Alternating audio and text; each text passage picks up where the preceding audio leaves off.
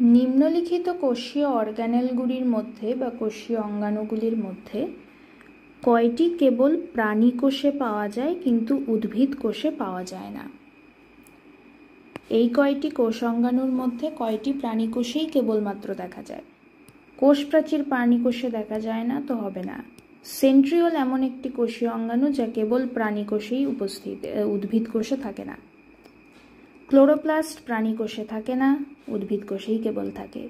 Mitochondria উদ্ভিদ এবং প্রাণী উভয় কোষেই থাকে, কিন্তু আমাদের চাই কেবলমাত্র প্রাণী কোষে কোনটি উপস্থিত, তো মাইটোকন্ড্রিয়াও হবে না। রাইবোসোমও উদ্ভিদ প্রাণী উভয় দেহেই পাওয়া যায়, এটাও হবে না। তার মানে একমাত্র সেন্ট্রিওলই কোষীয় অঙ্গাণু যা কেবলমাত্র প্রাণী কোষে থাকে কিন্তু উদ্ভিদ কোষে থাকে না, তাহলে একটি। নিম্নলিখিত অর্গানেলগুলিতে কোনটিতে ডিএনএ থাকে? Mitochondria, plastid, chromosome.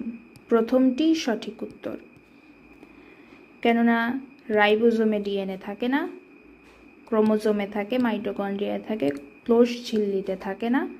ক্রোমোজোমে থাকে, রাইবোসোমে থাকে না। সঠিক উত্তর এটি। মাইটোকন্ড্রিয়া এবং প্লাস্টিডে 70S ডিএনএ থাকে। এদের কোষীয় অঙ্গাণুর ভেতরে এরকম ডিএনএ থাকে। মাইটোকন্ড্রিয়া প্লাস্টিডের ধাত্রে থাকে। আর ক্রোমোজোম তো ডিএনএই বহন করে, জিনগত বাহক ক্রোমোজোম। ডিএনএর মধ্যে জিন থাকে, আর এই ডিএনএ জিনকে ধারণ করে কে? ক্রোমোজোম। আর ক্রোমোজোম কোথায় থাকে? নিউক্লিয়াসে। নিম্নলিখিত কোষের ঝিল্লির উপাদানগুলির মধ্যে কোনটি কোষের মধ্যে মিথস্ক্রিয়ার জন্য পরিচয় সংকেত হিসেবে কাজ করে?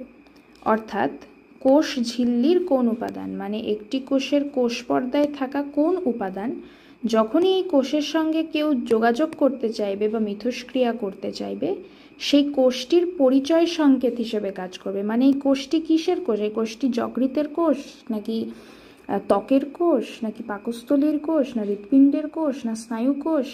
এই কোষটির পরিচয় কি? নাকি এই কোষটি জনন কোষ? কি কোষ সেই পরিচয় যেই পদার্থটির মাধ্যমে বাইরের কেউ জানতে পারে, যেই কোষটির সাথে ক্রিয়া করতে আসে, মিথস্ক্রিয়া করতে আসে বা যোগাযোগ করতে আসে, সে যেটির মাধ্যমে এই কোষটির প্রকৃতি বা পরিচয় জানতে পায়, যা এই কোষটির পরিচয় সংকেত হিসেবে কাজ করে, সেটি হলো কোষ পর্দায় থাকা গ্লাইকোলিপিড এবং গ্লাইকোপ্রোটিন। এটি কোষ পর্দায় থাকে এবং কোষের পরিচয় সংকেত হিসেবে কাজ করে, পরিচয় দেয়।